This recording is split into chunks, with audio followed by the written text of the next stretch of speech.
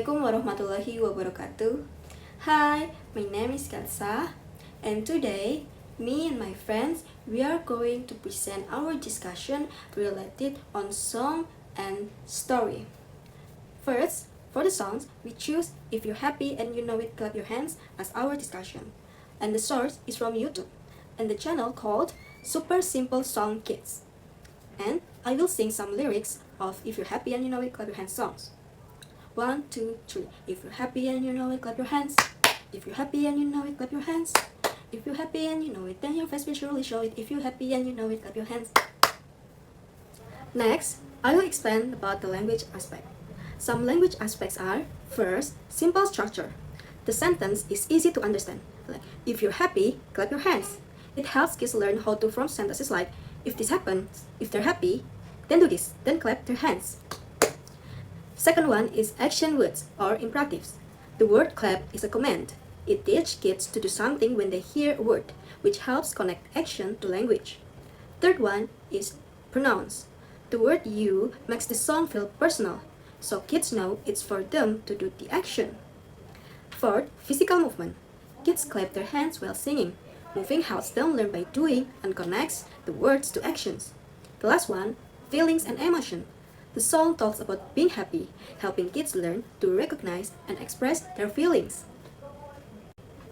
And for the pedagogy value are, first, improve vocabulary and language skills.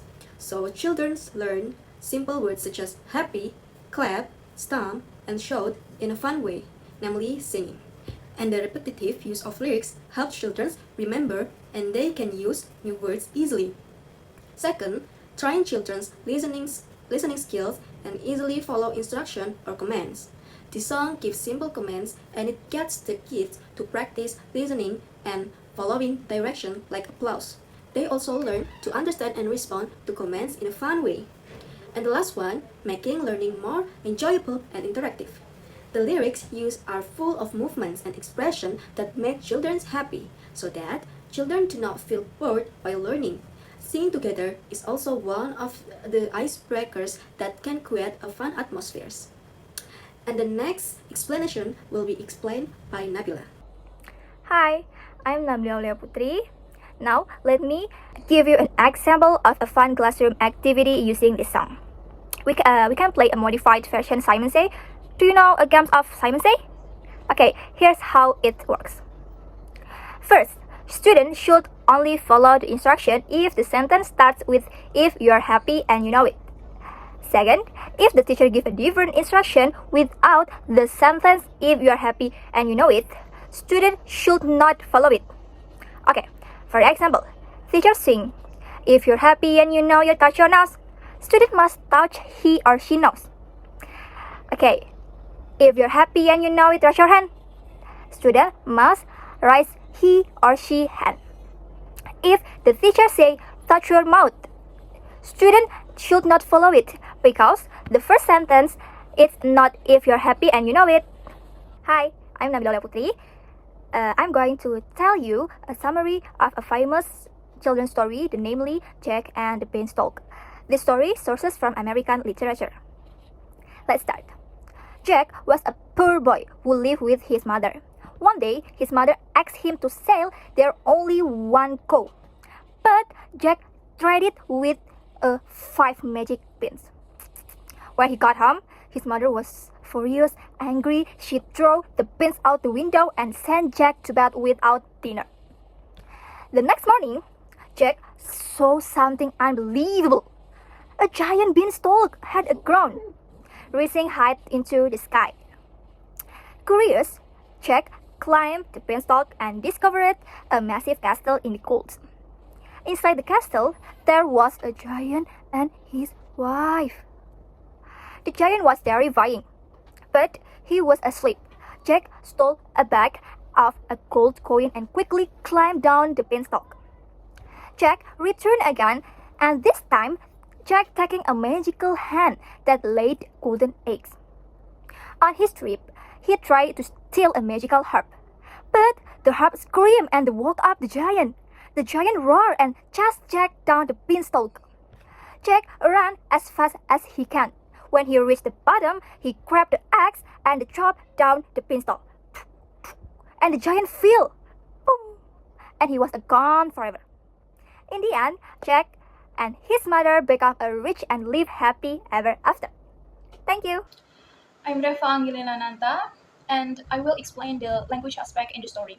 The language aspect in the Jack and the Beanstalk are very simple and easy to understand, and we have underlined some key parts of language aspect in the story. The first one is the simple words, which means that the story using a simple words that are easy for everyone to understand the story. For example, like using a vocabulary like cow, beans, and giant, which is that vocabulary was very simple and easy to understand. And then repetitions. The story using a lot of repetition. For example, like when the giants come in the story, he always showed like fee fee fo fum, which makes the story more exciting and memorable for the readers. And then the dialogue, the character talk to each other, which makes the story feel real.